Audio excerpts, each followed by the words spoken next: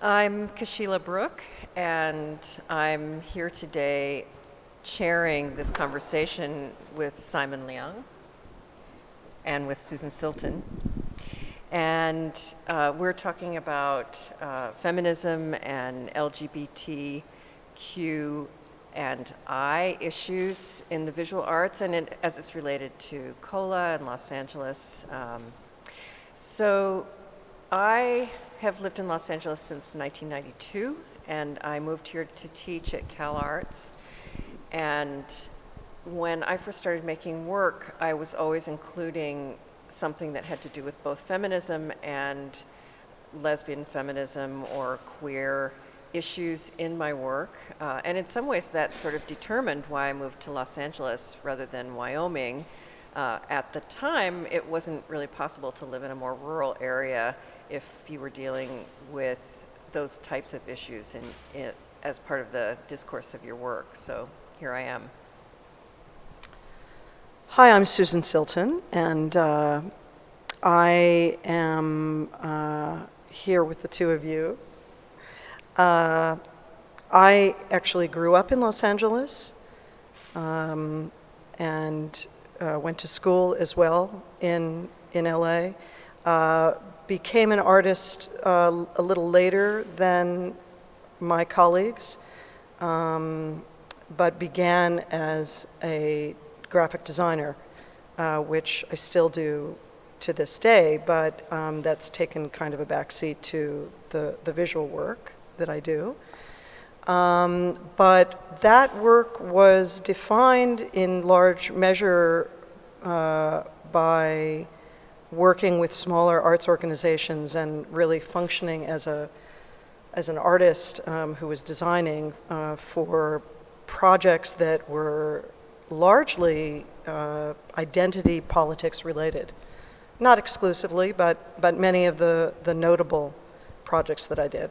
And then my early work, which I'm sure we might talk a little bit more about as it relates to this topic, was further articulated along the lines of identity-related politics. Okay, great. I'm Simon Leung. I have lived in Los Angeles since 1982, on and off. I was educated here and in New York, and I still divide my time between New York and Los Angeles. I suppose I began making work related to these topics in the 1980s. I remember that I made a video for a class that Paul McCarthy taught in 1986, 87, something like that, which in a matter of a few years developed into a work that I performed in both New York and LA called Transcripts. And it was a meditation on public sex and a sort of reflection on the insufficiency in how we were thinking about both queer theory and activism in the early 90s. And I have been teaching at UC Irvine now for 17 years. So yeah, I very much identify with LA. Okay, we can start perhaps. So we were thinking about how things were different in the 70s and the 80s and the 90s, and then now we're into the second decade of the 2000s. So that's the starting point. And then further extending on that, like how have the categories of LGBTQI changed over that time and expanded the discourse? And also, how have feminisms developed over the last 50 years, and how have these different positions affected the visual arts? So that's the sort of general scope of the question. We can like jump in any place, right? Well, I came of age as a young lesbian, also kind of, not late, but less visibly, I would say. So I graduated college in '78, And I came out before I graduated, but it was kind of on my own. And I think in interesting ways, one of the defining characteristics of Los Angeles is the way in which that was so spread out. I mean, one could find spaces if you wanted to, certainly. The Women's Building was one of those spaces. But I think I was rather petrified to be queer at that moment. And I would say that decade following that was more about a combination of finding myself as an artist and a designer, because it took me a long time to find even design, and wrapped up in finding a sexuality. So I can't really speak to the 70s very, very well. I don't know what that was like here. I mean, I can speak to the 70s in terms of my experience of being a lesbian in the 70s, but I wasn't involved in any kind of art institution, and I wasn't in Los Angeles, but in the 70s there was this Back to the Land movement. There was also, it was like the era of androgyny, so there was kind of it was very codified what the kind of behavior was that was possible. I mean, at this point when I came out, there was a sort of backlash against the gender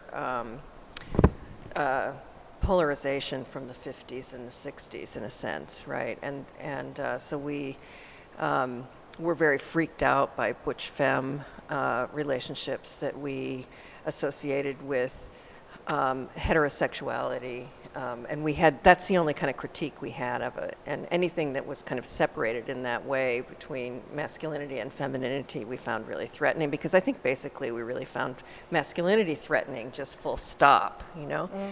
And I think I didn't know any gay men at all in the 70s. I only knew women, and actually, weirdly enough, now we're in these kind of pronoun debates or pronoun changes. We were then too. The only pronoun I ever used was a feminine pronoun, because I was surrounded by women, and it was and we were changing the names of, you know, the mailman and right. You know, the gender specific titles for certain positions. All of that was really part of this huge shift that was happening in terms of understanding the history of the world and where our place was in it. And the artwork really was kind of around this stuff that we know, like sort of vaginal art and the circle, and anything that was sort of phallic was, again, it was associated with masculinity, and it was an anathema, you know, and threatening, partly because of the experience many of us have had in patriarchal culture, which had been so oppressive. So we were quite reactive in the way we threw it away. But that was it was also very repressive, because to be a part of the group meant that you had to kind of conform to all of these things. So androgyny was the only possibility for behavior, or for your look, in a sense. So nobody thought I really was a lesbian. I didn't know if I was either, you know, so they might, you know, I'm still not sure about that, but, you know, to conform to that, I had to kind of cut my hair and wear a dyke vest, and you know, in order to find somebody to sleep with, basically. You know? I mean, and I think that continued for at least a decade, from the 70s into the 80s, mm-hmm. Don't you think? Yeah, I do. Well, okay. Since I'm slightly younger, and I suppose the 80s was my decade, I want to address this in relationship to art as well as feminism and gender politics. So I think that my generation, meaning those who came of age and were educated in the 1980s, a dimension of our art education was the simultaneous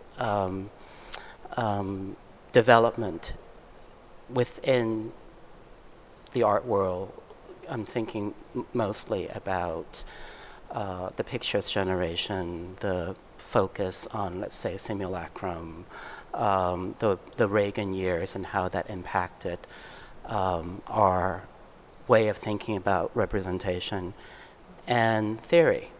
So, I'm of the generation that grew up with feminist theory, and especially psychoanalytic feminist theory. So in a way, I think that the critique of representation was so dominant in my education that almost everyone in my milieu, regardless of gender, we thought of ourselves as feminists. It was also during the time of AIDS. So if you're a young person, as I was, or you don't have to be a young person, but if you are in New York, San Francisco, Los Angeles, you really saw firsthand the devastation that AIDS had in the arts community. So I, as someone who was a student in New York and LA for most of the 80s, I think that there was actually a bit of a shift from when I graduated from university and then went to New York for the second time, in my case, in the late 80s, when ACT UP was starting up in New York, and my daily life was basically going to ACT UP meetings on Mondays and going to seminars on Tuesdays and Thursdays at the Whitney program. And I think that if you had that type of experience during your formative years, you sort of make, or I did, I made decisions about what my work would be and how I would go about thinking about these issues. So coincidentally, and maybe as a sort of related thing, the end of the 80s and the early 90s was also the beginning of what we now think of as queer theory. So I remember going to, for example, Yale or Rutgers when Judith Butler or Douglas Crimp were giving, rather key foundational lectures about rethinking gender. So I guess what I'm saying is that it seems to me that both feminism and queer issues and LGBTQ issues were just so part and parcel of my formation as an artist that I can't really separate them. Now, having said that, I do notice something as a teacher that's changed profoundly in the last 10 years or so. So once upon a time, if I were to give a lecture on Duchamp or just 20th century art and talk about Eros et la vie, talk about drag, etc. Once upon a time, it was something that no one really, or not no one, but many of the students didn't really think it belonged to them. But I think in the last 10 years or so, because of the debates, especially trans activism in the media, every student has a much more sophisticated way of dealing with these issues than I did, 20, 30 years ago. So in a way, I feel that there has been a level of general knowledge saturation, which doesn't necessarily mean that we're living in an age without a lot of backlash as well. But I think that there's vocabulary and there is discourse out there that's available to young people that there wasn't before. But I think that that's remarkable in a lot of ways because there was this politicization of art in the 80s that I think when I first started making art within an institutional context, I mean, teachers told me I couldn't deal with politics. When I went to grad school, my colleagues took me aside and said, look, Kaucyila, if you want to have a career, you've got to drop this feminist stuff and you've got to drop this queer, lesbian stuff because no one will ever take you seriously. And I think they thought they were helping me out, right? But obviously the reason why I was making art had everything to do with what I wanted to say. And it turned out, weirdly enough, that they didn't have anything to say, you know? They didn't have a reason to make art other than to be an artist and to have that kind of a life, in a sense, but they didn't have this other impulse to talk about culture in a way that would drive them. Well, and just like you're saying, I mean, I think that You have to, like, the discourse has become more sophisticated because we're exposed to so much more than we could be then. And especially, I mean, in our field, you know, prior to post-structuralism, it seems as if the discourse was just not as sophisticated overall in terms of an art practice, right? I think that opened up an entire field of conversation that couldn't happen prior to then. Yeah, I think there are other criteria that developed, and this is related to what you just mentioned, you know, in terms of, I don't think it's just about, you know, queer sexuality or feminism or, you know, depicting lesbian lives. I think it's in fact related to generally how identity and identity politics, or as I prefer to call it, the politics of difference, developed in the late 80s, and it was brought to such a boiling point, you know, around 89 or so. So you're thinking about Mapplethorpe, Jesse Helms, Serrano, et cetera, and that is part of a dynamic of the right wing attacking art culture in general. If you were to trace it, let's say, back to 1980 or so, the attack was on modernism, was on art, you know, so you can think about Richard Serra, and the Tilton Arc was an example. By the end of the decade, you know, people like D'Amato or Jesse Helms, you know, they found a much more effective way of going after people like us, and that's through identity. You know, it's through religion and sexuality. So I think that particular shift is also part of a larger dynamic, greatly facilitated by the pandemic of AIDS. You know, And by because Reagan economics. Exactly. So- And the two, of course, are very much related, you know, in the sense that, you know, I mean, Reagan famously did not even utter the word AIDS until 1986, you know. So I think that the developments that we see come from an intellectual discourse, but it also comes from a general political sphere that we were a part of. The shutdown, this makes me think about the shutdown of the NEA, and there was, and this is something that I'm often kind of trying to bring current students up to date in, because they don't even know what things were like when we actually had community art spaces in every major city in this country, and sort of regular funding for individual artists' projects. And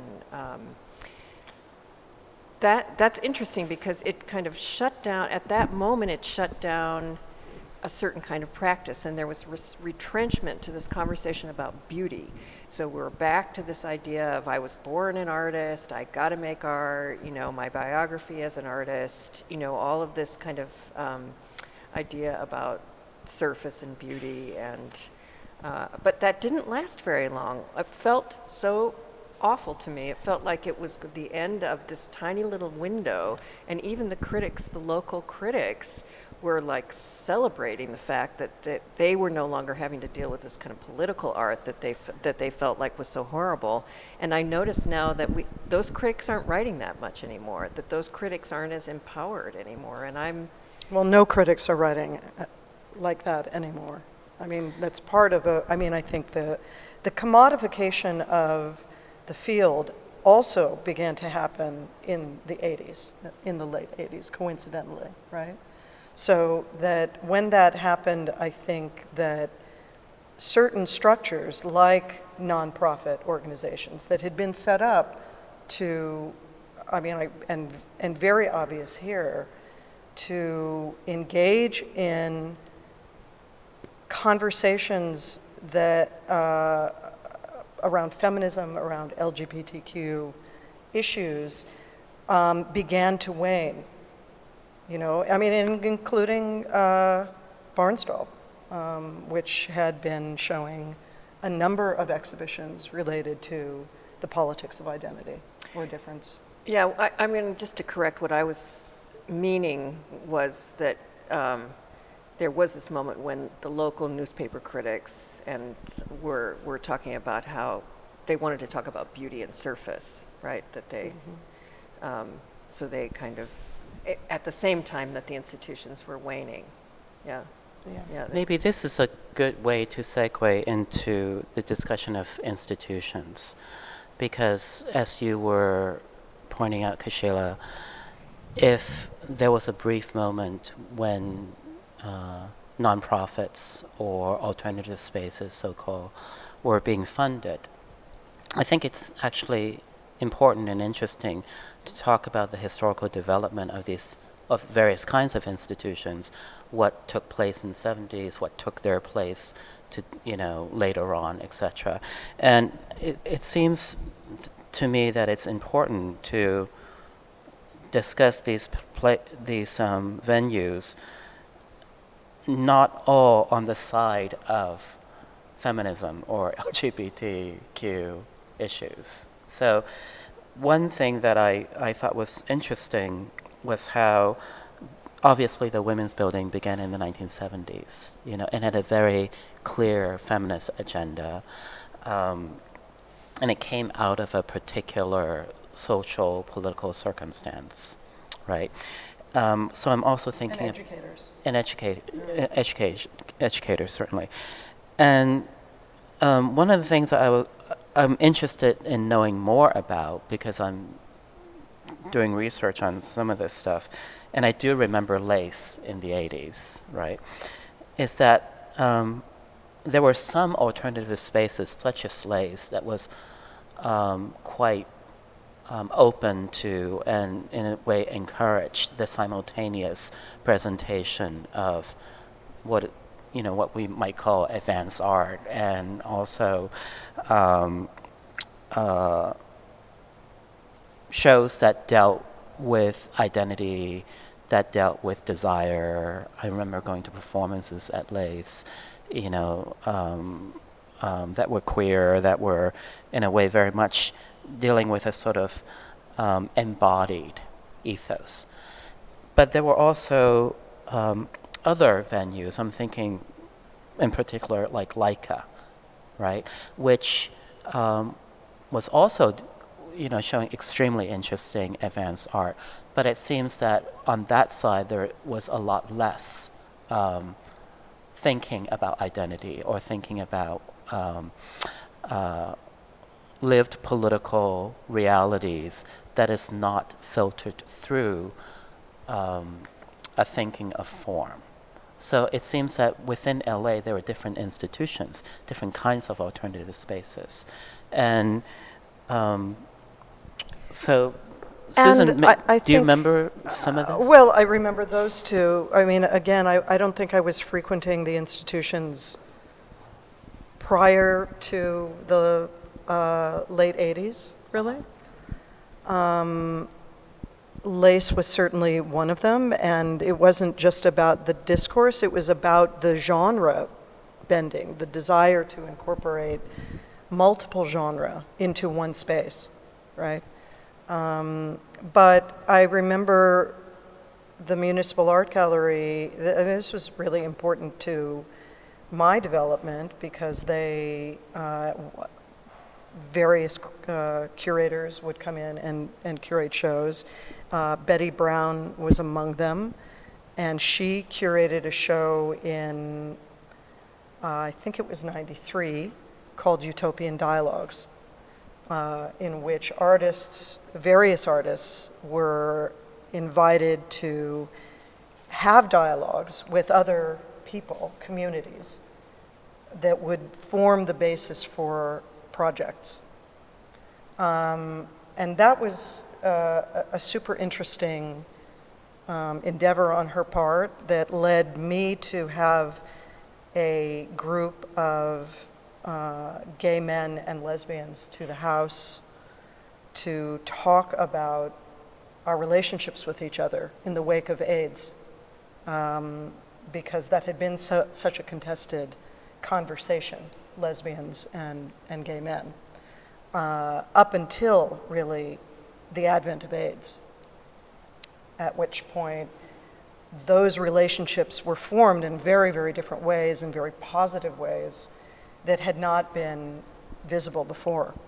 So I count a place like Municipal Art Gallery, which in more recent years has undergone also huge transformations and fights financially to just exist. But at that time, those organizations were the places, the sites that artists wanted to be in. The smaller institutions were the places that we wanted to develop projects and saw that as integral to what was happening in the broader living of our lives. And that's certainly waned, obviously. But I think that's important because I imagined for myself this trajectory, which was going to be in those kinds of spaces, in those, in Canada they call them parallel galleries, right? And the commercial gallery scene didn't bear any attraction to me at that time, because I wasn't seeing art in those spaces that I really wanted to engage with and think about, because it wasn't about those issues exactly, and the more experimental things in my mind that dealt with what was going on, like AIDS or like other kinds of ideas about how to configure an artwork to both formally and conceptually, I was seeing in those kind of groundbreaking exhibitions like what you're describing, or at LACE, or at Los Angeles Center for Photographic Studies, which was for me a really important exhibition and publication place. Right. That even preceded, I was aware of those places before I even moved here in the 90s. But also I was thinking there was a different relationship to the text at the time also, because we had bookstores, right? And these aren't public institutions, they're commercial institutions, but women's bookstores and Well, they're public spaces. and gay and lesbian bookstores were huge places for me, not only to go for readings, but also to educate myself. And the kinds of events that went on in those places were, and things that got organized around the bookstores were really important to the discourse. Highways performance space was also a very important place for performance artists, as well as then they developed a small gallery to attract lesbian and gay artists, very specifically.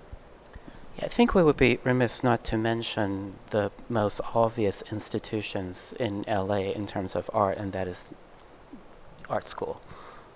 I mean, in many ways, I think the impact that Cal Arts and UCLA, Irvine, Otis, Art Center, et cetera, have had, including the key people who populated these programs, help transform the discourse quite a bit, I think.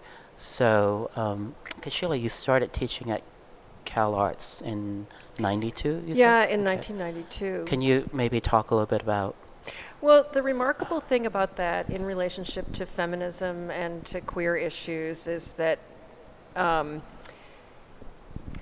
never, because my work had this content, right, lesbian issues or queer issues, however you want to think about it, as well as feminist issues, I was never able to kind of be in the closet if anybody asked me what my work was about. It wasn't even, by design, it wasn't possible for it not to come up later within an art context, right? And when I got to Cal Arts, there were all these other queers there and feminists, and it was obvious that I was going to talk about those things and that I was going to teach about those things. And it was an amazing experience to not have that be just a little side issue that people knew about me, that was not defining in a sense. So it was very exciting. And we looked around at each other and we thought, wow, there's actually a critical mass of us. And the first thing that we did was organize a panel and a drag ball. And I was like in heaven. I never thought this was possible. And even something like when you were talking about queer theory in the beginning of queer theory earlier, when I first heard about queer theory, as a sort of legitimate academic discourse, I was like, oh my God, I never thought this would happen. I didn't feel that way about gay marriage when it happened. I didn't feel like, oh my God, I never thought this would happen. I was like, why would anybody want to do this? But queer theory, when I realized that there was gonna be a department, there was a magazine, you could say that you were invested in queer theory, I was like, oh, things couldn't get better. I remember, see, this is so interesting because the way we live our lives really color how we see these things, right? Because I remember going to ACT UP meetings in the late 80s, and maybe a year into, and this would have been 88, right? So ACT UP started in 87, and I started going in 88. And I remember by about 89, or maybe even, around 89 or so, a segment of ACT UP was Queer Nation, right? So, and I actually still remember all the people who were in Queer Nation. And then queer theory, the term came after Queer Nation. So to me, there are extremely explicit links between how urgent mortal issues about our friends, people in our communities who are dying, and how that transformed into a declaration of identity against the grain in a way by reclaiming the term queer in an activist milieu, and then it, at least to my mind, becoming a part of academic discourse. And I just remember going to one of the first, I don't even know what they were called in those days, maybe Gay and Lesbian Theory or Gay and Lesbian Conference or something like that. But one of the first ones was at Yale, and I remember that along with everything else that was happening, there was a march, there was some sort of protest that we're a part of, against what I don't remember nowadays.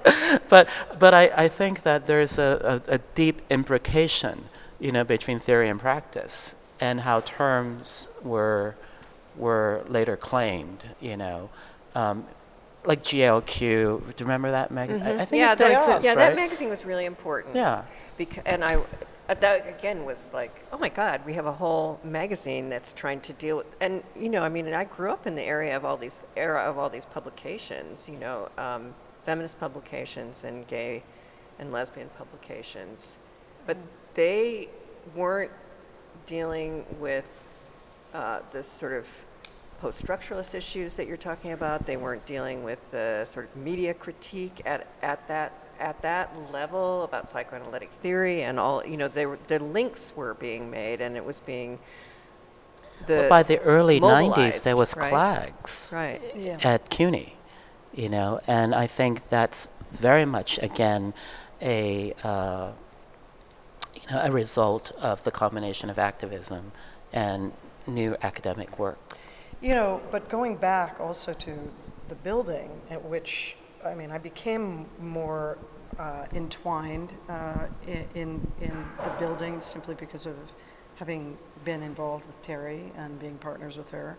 And that rift in the 80s between feminisms, between post-structural academic feminists and second wave feminists who had eschewed politics and in favor of process, I'm sorry, I keep doing that, was very substantive.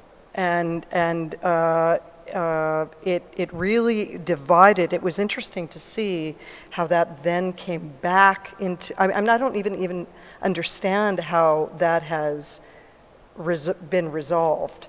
Yeah, But it did resolve. Can you talk about your beginning entrance into the women's building and what it was like, and then where? Well, I used to go to it as a reluctant, frightened, somewhat sheltered young lesbian.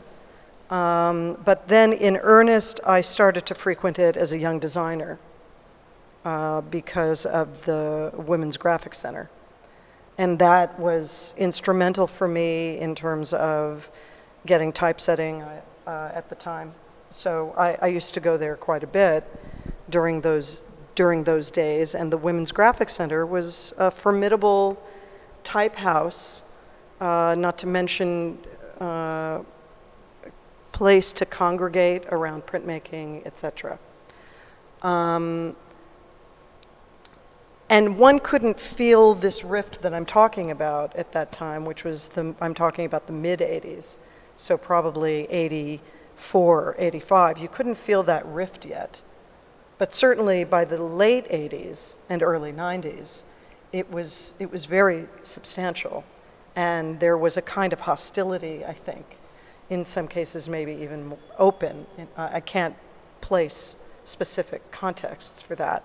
You know, I know exactly what you mean. And Kaucyila, I think you were actually part of this thing that happened at CalArts in the late, I want to say 97, 98. Remember you mean the F word symposium? The F word, yeah. But I actually was part of this thing at the Women's Building that Susan's talking about. It was weird because I was living in Tucson at the time, and I was invited to be part of this exhibition at the Women's Building, and there was a conference, and it was something like The Way We Look, The Way We See, or something like that. It was the Women's Building was trying to deal with post-structuralist theory, and they had a conference, and they had it at UCLA, and they had all these panels. What year was this? I didn't go to that. You didn't go to that? No. Well, it must have been 87, is my guess. Really? Yeah, must have been 87. Right. Yeah. And make it sense. was right in the, and the resistance that you're talking about was palpable, Mm-hmm. but there was this desire by the organizers of the Women's Building to not have that division. And the conference was an attempt to kind of do something about that. But the weird thing is that some book I ended up in around a little bit later or something put me in as an academic. They said, and then there are academic artists like Kaucyila Brooke, and I was like, when did I get to be what does that mean? You know, this academic. So how do we this think division, that right? kind of resolved itself in more recent years? I mean, really within the last decade. Is that a function of, do you think it's a function of the commodification of a kind of historical prowess in a way? Well, I actually want to back up a little bit. I want to address that. But I think we'll be remiss not to talk about this without talking about the idea of essentialism, right? Which was key to this particular discourse. Yeah. So if one were to think, let's say, between 1987, when the Women's Building was really thinking they had to deal with post-structuralism and psychoanalysis or whatever, to let's say 1997. You know, I would say that this period was a period in which almost every form of political identity was put to the task of, put to the test of seeing whether or not it was quote unquote essentialist. If you remember. And so in some ways, I don't think they necessarily I don't think this was necessarily resolved, in the sense that I don't think that, let's say, psychoanalytic Lacanian feminism and goddess-centered feminism, let's just say, just to be completely crude about it for a second, necessarily resolve themselves, discursively. But I think that each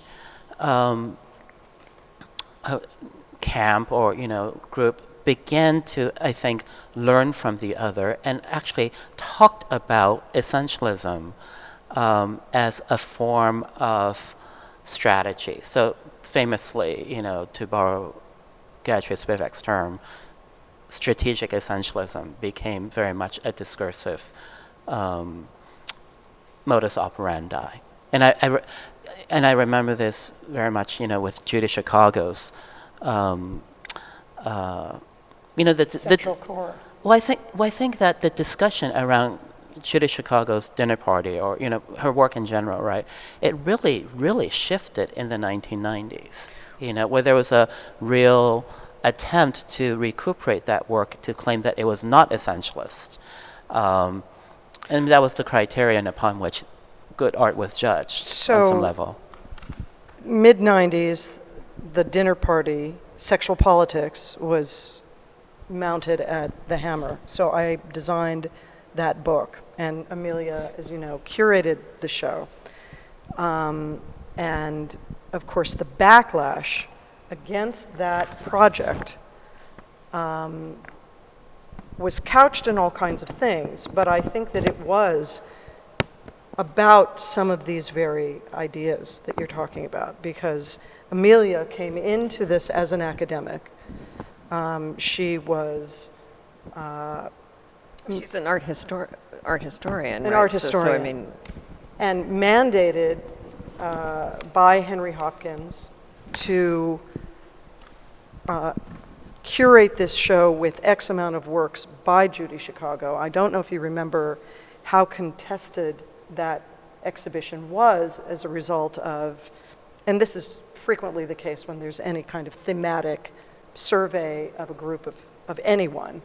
There were many artists, feminist artists, who were upset, and that's kind of a typical situation because they weren't included. But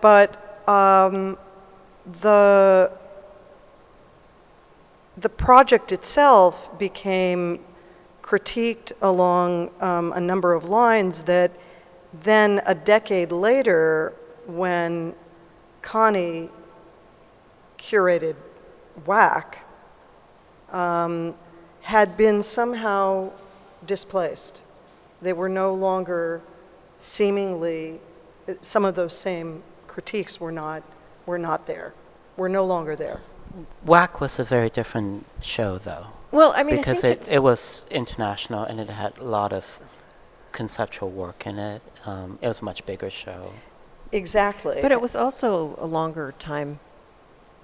It was a longer time distance. So I mean, I think historically, there's frequently a reaction to, in a 10-year period. Maybe it's getting tighter now, but the work that you just came out of, you're resistant to, and you're trying to reformulate a new position, and you can that people with the new position that are replacing the so-called old position can be quite reactive as they establish their discourse.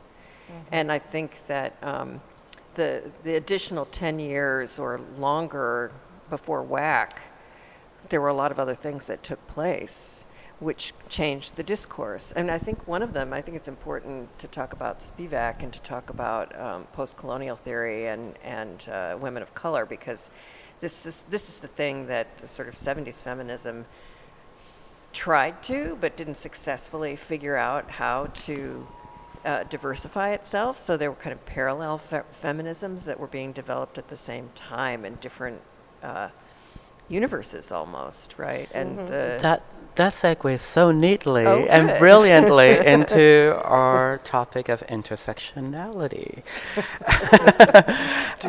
So one of the things that we thought we could maybe talk about, just read this, is thinking about queer people of color, thinking about race, class, immigration, displacement, assimilation, white supremacy, pinkwashing, post-colonialism, borders, all of these categories, to think about them with queerness and sexuality. all of those issues. Well, Well, we don't want to leave for anything many- out, but so at least if for we... but I think for many people, maybe I included, it's actually impossible not to think about everything together. But also, I think inclusion, and to talk about inclusion, is what's important about intersectionality. And that's, inclusion has been something that everybody's been trying to deal with all the way along. But to keep opening up the categories to include more and more people is a more successful way to kind of finally deal with the sort of conflicts in the identity categories. Because if you... Well, I think about intersectionality as slightly differently. I don't think about it as including more people. I think of it as, think of it in two dynamics simultaneously. One is that we're always already intersectional on some level. There's no one who is not, many different things simultaneously, and some are just simply more apparent with it. But I think another aspect that is important to think about is maybe to think through difference, and not necessarily inclusion, but an acceptance of difference and otherness that is not within one's realm. So in some ways it's not so much how we're like each other, but how we're not like each other, and that's very important to think through as an ethos and not necessarily as a group.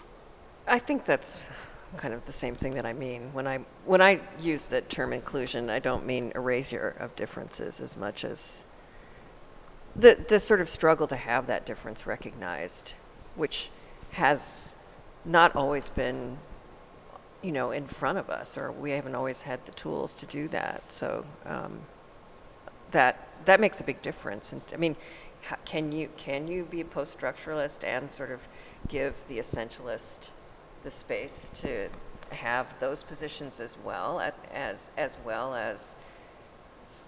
question this whole even category of identity, as well as accept that it exists? Well, sometimes I think it depends on who you are.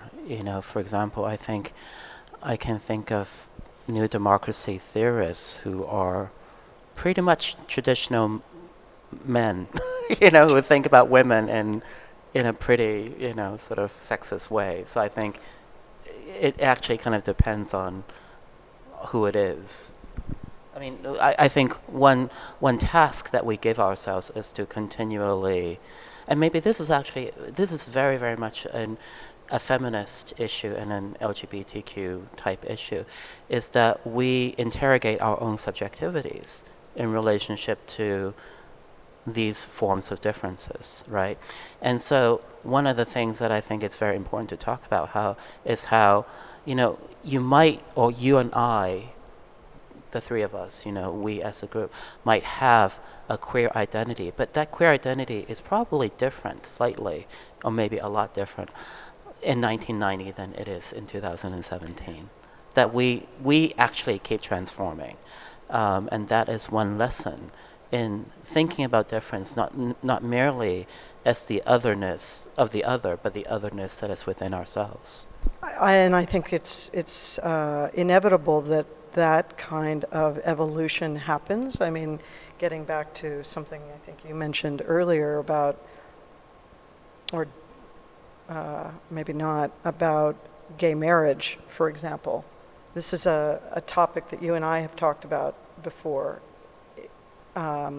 vis-a-vis our own skepticism of that as an institution. And yet, so I feel quite distanced from the population that sees that as a positive. I see the civil rights of it as a positive result. But I question the institution and always will. And that kind of distance then, how do we, I think what you say is important. How do we accept difference and yet also embrace what coalesces between us. And unfortunately, I think that difference has been used in more recent years to in ways that are not as effective, politically speaking. So that So that kind of you're talking about divisiveness, the distancing, rather than seeing a kind of coalescing, we our groups become smaller in some ways, wrapped Are around. you talking our about differences. mainstreaming? Can you give us some examples of what you mean by what we're losing? By what we're losing?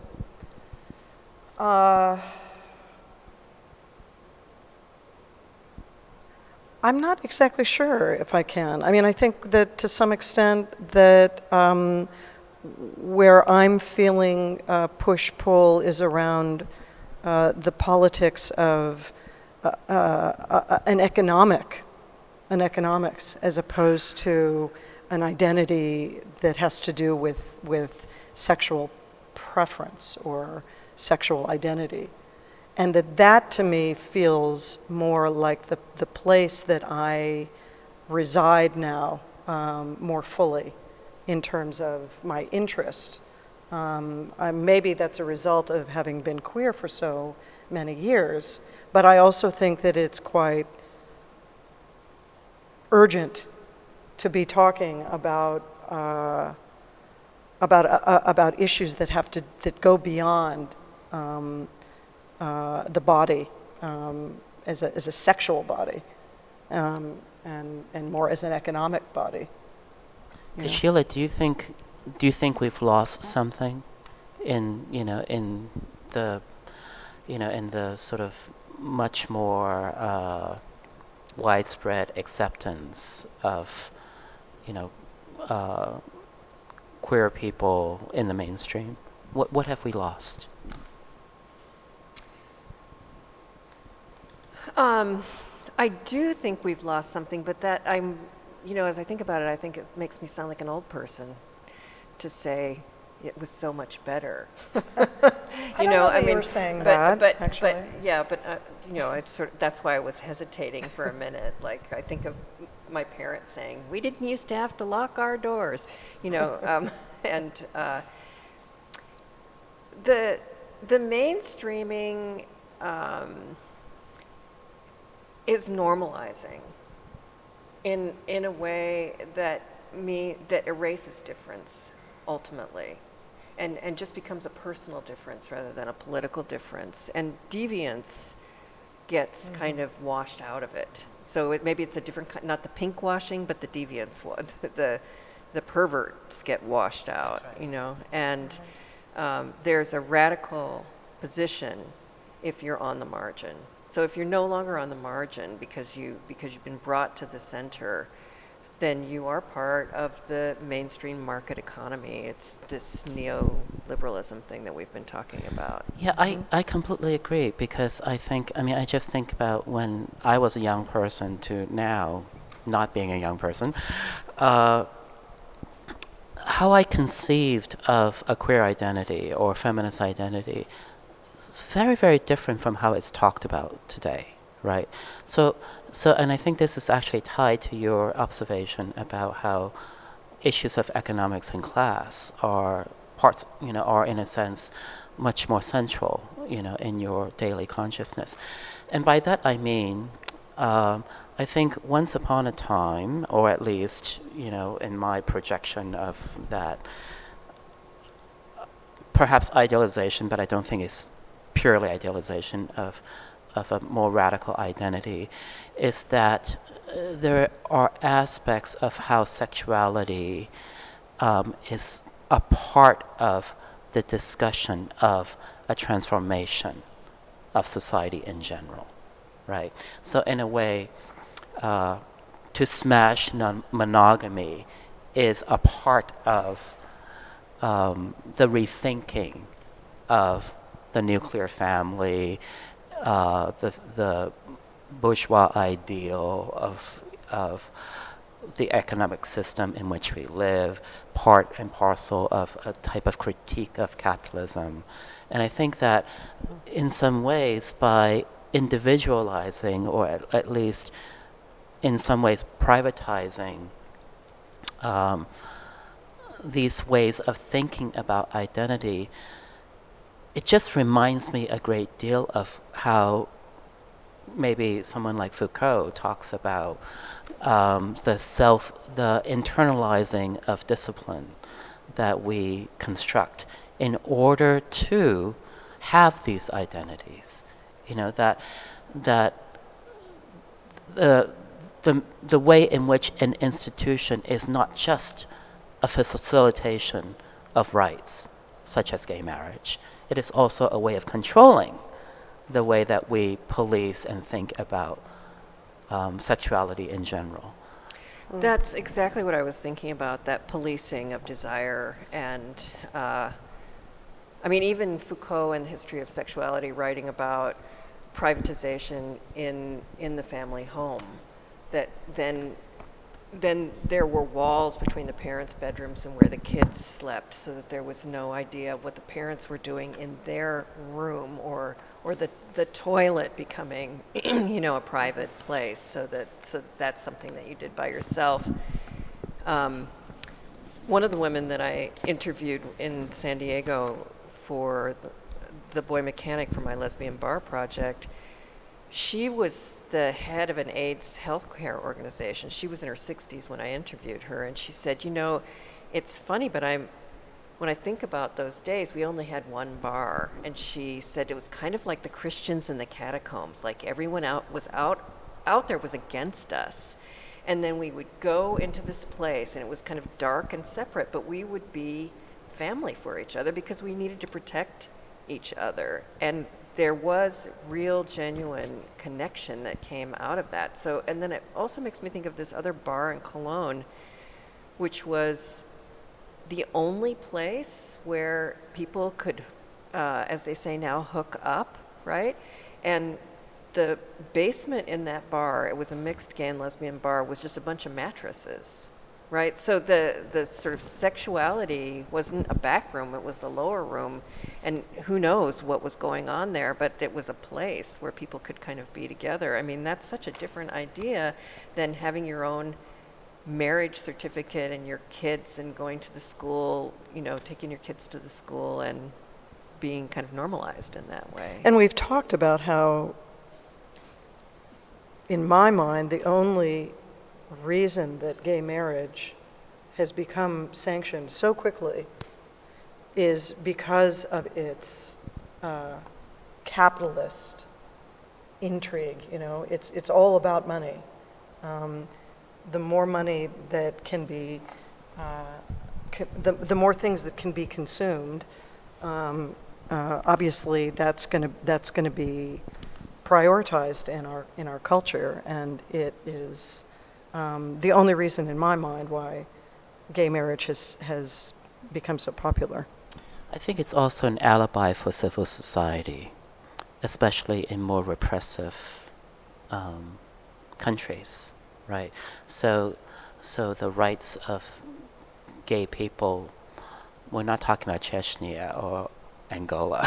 You know, we're talking, you know, more like, let's say, Israel or, you know, or I don't know, Spain. I don't know where it is.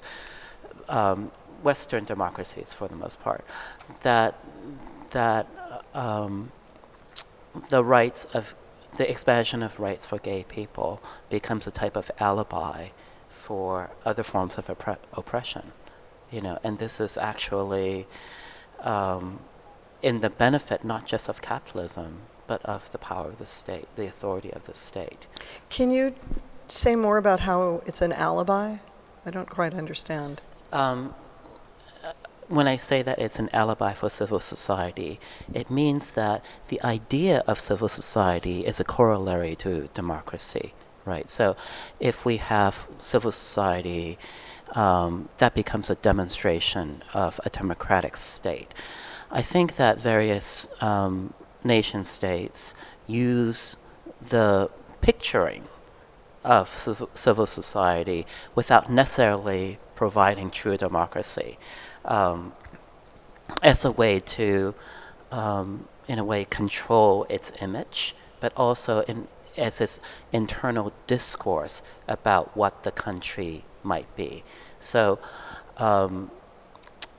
so if Israel, for example, promotes itself, as a haven, for gay lives, it actually does something it does something in relationship to perhaps other forms of oppression that are taking place in that country. It doesn't have to be gay identity, I'm thinking also, for example, in the case of China, how art, perhaps not in the last 5 or 6 years or so, but maybe throughout much of the 21st century, how art and the promotion of art and the commercialization of art and the way in which the art world was allowed to develop in a place like China was a way of picturing that the ideals of democracy, namely modernization, can take place through the imaging of art without China itself having to go through democratic modernization. Right, but at the end of the day, even that, art in China and gay marriage here boils down to money, to a lot of money for possible I think corporations. I think there are certain aspects of it that is definitely about money, but I think there are other aspects of it which is really about control, and in other words, I think that the reason that I say it's different in the last 4 or 5 years in China is exactly because culture, now that we basically have a plutocratic state everywhere, it is very, very acceptable to the powers that be, let's say in Hong Kong and in Beijing, to clamp down on cultural producers. I'm thinking mostly about the book sellers and publishers in Hong Kong who suddenly went missing, right? Despite the protests of the people, right? So I think that there's a sense of impunity, in this use of what was once the alibi and now simply, one of many things that can be used in the maintenance of power. But I think the way in which both feminism and queerness have been commodified and have been, in a sense, divided so that, Ivanka Trump, can claim her brand of feminism, and she does say that she is a feminist, is exactly the type of thing that I think we've lost. Well, there's a current feminist wave in fashion, which I've been talking about or thinking about, because there was Chanel's runway show. It was about 2 years ago or 3 years ago, which was like a feminist demo, and all of the women were carrying protest signs. I don't know if you followed that. And since that time, now Dior is all their ads are women wearing these feminist T-shirts, and it's sort Kind of like the Pepsi commercial. Pretty much. So that sort of it's hitting a new kind of level of commodification within fashion, and that makes sense with Ivanka Trump. I think it's. I think about it this way: dissent is always the first thing that is appropriated by capitalism. It is always the first thing. The rebel, whatever you want to think about it, right? I think what is specific to this historical moment is the proposition that a picturing of dissent is both a commodity and something that is seen to be ironically speaking to a particular segment. In other words, dissent as a type of, to support your view, commodifying dog whistle, so that you can, in a way, be many things to many people through a particular image. And it has to be pitched at certain level that it does its job as a type of doublespeak. I think about George Bailey standing in front of the bridge in It's a Wonderful Life and thinking about committing suicide, jumping over the bridge, and then he sees the angel Clarence dropping in the water. Of course, he jumps in to save Clarence. So it eclipses his desire to commit suicide. And in a way, I think it's what you're saying, the nation state co-opting dissent from a neoliberal commodified place in order to cut it off. If it becomes mainstreamed, it loses some of its potency to actually change something. I mean, possibly. I love that you bring together this bridge metaphor and jumping into the river with the mainstream, It's very neat. I'm just wondering if we want to come back to Los Angeles and COLA and as maybe as a site of resistance. Pepsi, Cola. Right? Right. Right, a different kind of COLA.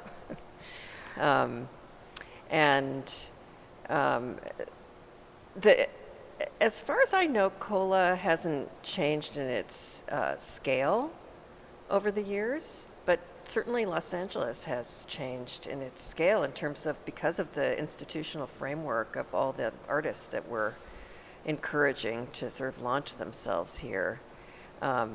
And maybe just the demographics of Los Angeles. Yes, exactly, right? So it's interesting that it kind of stays the same scale and still exists here, and I know that sometimes it's difficult to continue to justify arts funding, but I think if you look at what you see in this exhibition as you go through the timeline, you can see that there isn't one COLA, right? But it is a place where artists who are resisting this kind of commodification and mainstreaming do have the possibility to produce their objects and their engagement with an audience, and I think that's really an important. COLA has not always shown at the Municipal Art Gallery. I remember its several iterations. I don't exactly remember where. I was just talking about this with Tom Nechtel. The Hammer. I saw a COLA show at the Hammer. Was there one at Skirball as well? I think so. Because there was a renovation going on here. So I think it was here originally, and then there was a renovation. Mm-hmm. And the first ones I learned today, you didn't apply to, you were selected. Mm-hmm. So they made a change, and I guess then you could start applying with projects, right? Here's where I would like to say one thing, publicly, which is that what I hope for COLA's future, as well as other institutions, granting institutions that I've either been awarded by or observed over a number of years, what I hope for all of these institutions is that they continue to support artists who aren't necessarily recognized already. Because in recent years, I have noticed the way in which jurors are invited to be part of grant-making entities. And they tend to, not always, but frequently support the artists who are already highly visible. Now, when I got the grant, I was not highly visible, but I was, obviously there was accomplishment there. But I'd like to make sure that that continues, because I think that the danger, as with the waning of smaller arts institutions, nonprofits, and the commodifying or the sort of capitalizing of nonprofits, the danger is that those who are funded are those who are already very visible. And I think that we all succumb to some of those ideas that we are passed down from a neoliberal perspective, that we want to support those who are really successful. And I think sometimes still success and recognition are obviously very different things, right? I mean, you can Well, there's so- that's kind of connected to the branding. Institutions need to brand themselves by having household name artists associated with them to justify their position. That's the thing that seems really possible when it's a democratic, when it's part of the city and part of the city's budget, is that at least in LA at this point, there is a real desire to recognize difference, and that's partly what's making people talk about it as a sanctuary city, people celebrating. Maybe this is a different kind of branding, but I don't think it's such a bad kind of branding to think, oh yeah, well, we've got all these different populations, and there are different concerns, and all of that can be brought to the table within an art context. And that seems really important. So I think that COLA has successfully functioned that way and given us the space to both see that and be that. I know, it's one of the highlights It's of, one of the- it's one of the this grant and this project, which has been a long-term project, has been one of the few that has consistently backed artists of difference. And even at a certain point, I remember Lace and some of the other nonprofits, they didn't have this funding from the NEA anymore. And I thought of them, they kind of shifted what they were doing. They became like stepping stone galleries, stepping stone spaces where you could move from them into a commercial gallery, because the only place to move was to a commercial gallery, because you'd never be shown in a museum unless you had gallery representation. So that was the critique of alternative spaces that I knew in the 1980s. For example, Artist Space in New York or Lace in LA, which is really, I think, which goes deeper into a discussion about the way alternatives were structured. In a sense, there weren't many different systems. There was a major system, and the stepping stone gallery idea was something that I think many artists and many curators also thought about as the norm, you know. But that was what I was familiar with as a critique in the 80s. Mm-hmm. I don't know. I mean, I think that what's so different, what feels very different to me today, is that the art world is so much bigger than it once was, right? So I think that social practice artists, for example, are not necessarily even thinking about galleries. And in some ways, even though I really haven't functioned as a gallery artist for, I don't know, 20 years or more, I think that, you know, I'm somebody who actually kind of like galleries, even though I don't show in them, and I don't really make work for galleries, because they do demonstrate a very limited, granted, very limited idea of place, that people can go into. But I've noticed that in the last, I don't know, 15 years or so, there are really different kinds of spaces that are functioning as art spaces. Yeah, so this is one of them, perhaps, hopefully. I don't know, I'm not sure. Absolutely, yeah. I think We can have our own art space right here. I think we've made a kind of cluster. We've made a Somewhere little cluster. there's a place for us. Thank you. On that note. Thank you for coming. Yay, Thank you so we did much. it. Thank you, Simon. Thank you, Simon. very Thank much. you. Thank you, Sheila, guys. thank you. Thank you, Joe. Thank you, Smo. Joe.